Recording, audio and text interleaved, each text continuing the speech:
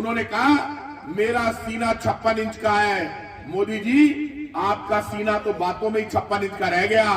मोदी जी ने 56 इंच का सीना बनाया, अंबानी और अडानी को बड़ा आदमी बनाने के लिए 56 इंच का सीना हिंदुस्तान की जनता की सेवा करने के लिए नहीं बनाया।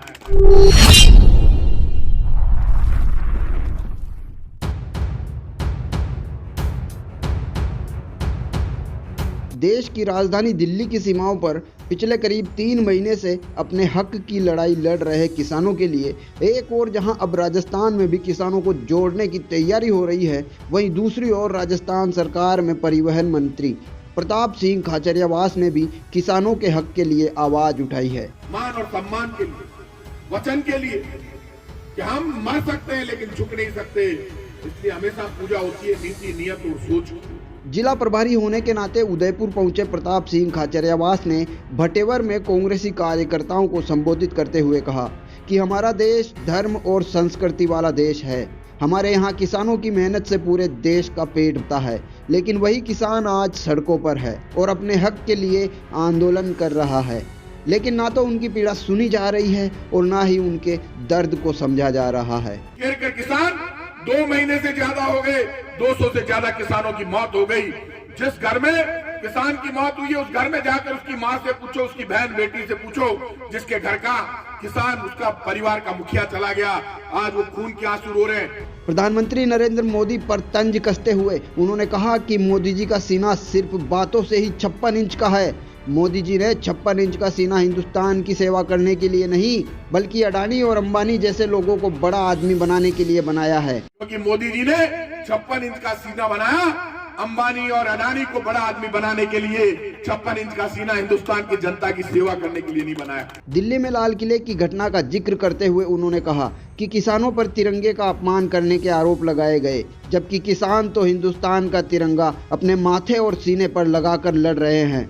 किसानों का यह आंदोलन ना तो बीजेपी का है और ना ही कांग्रेस का, ये देश के अन्नदाता का आंदोलन है जो अपनी मेहनत से पूरे देश का पेट भरता है। दिल्ली को घेर कर किसान 2 महीने से ज्यादा हो गए, 200 से ज्यादा किसानों की मौत हो गई। जिस घर में किसान की मौत हुई है उस घर में जाकर उसकी माँ से पूछो, उसकी बहन बेटी से पूछो, जिसके घर का किसान उसका परिवार का मुखिया चला गया, आज वो खून के आंसू रो रहे हैं। पूरे हिंदुस्तान में किसानों की पंचायतें हो रही है, पेट्रोल डीजल महंगा हो रहा है, घर घर में गैस सिलेंडर में आग लग गई, क्योंकि मोदी जी ने 56 इंच का सीना बनाया, अंबानी और अडानी को बड़ा आदमी बनाने के लिए 56 इंच का सीना हिंदुस्तान की जनता की सेवा करने के लिए नहीं बनाया।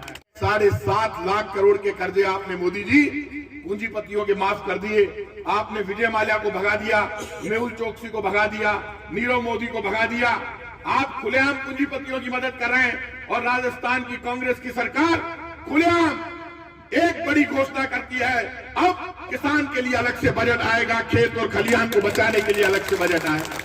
ऊपर मोदी जी केंद्र में बैठकर पत्थर फेंकते हैं, हम उन पत्थरों को रोकते हैं, फिर उनसे लड़ते हैं। इसी लड़ाई में 2 साल निकल गए। वो पत्थर फेंकने में कोई कसर नहीं रख रहे। पेट्रोल डीजल में आग लगी हुई है और मोदी जी के नाम पर जो लोग अभी भी भक्ति की बात करते हैं वो देश के साथ धोखा कर रहे हैं, बेईमानी कर रहे हैं। किसानों का आंदोलन ना कांग्रेस का है ना बीजेपी का है, वो हिंदुस्तान की आवाम का है, हिंदुस्तान के तिरंगे का है। मुझे दुख है इस बात का, बीजेपी के लोग बार बार कहते हैं कि किसान तिरंगे का सम्मान नहीं करता, तुम्हें पाप लगेगा, धरती फट जाएगी। अरे किसान तो पूरा आंदोलन बीजेपी का झंडा लेकर नहीं लड़ रहा, कांग्रेस का झंडा लेकर नहीं लड़ रहा, वो हिंदुस्तान का तिरंगा अपने माथे और सीने पर लगाकर लड़ रहा है। लेकिन तुम्हारे मन में पाप है। आज किसान आंदोलन का कांग्रेस भी समर्थन करती है, सारी पार्टियां समर्थन करती है। किसान के साथ जो खड़ा हो गया वो उग्रवादी है, गद्दार, देश का दुश्मन है। हम बीजेपी के गुलाम नहीं है। हिंदुस्तान का हर नागरिक देशभक्त है, वो किसान के ऊपर हो रहे जुल्म के खिलाफ लड़ने के लिए तैयार हुआ है।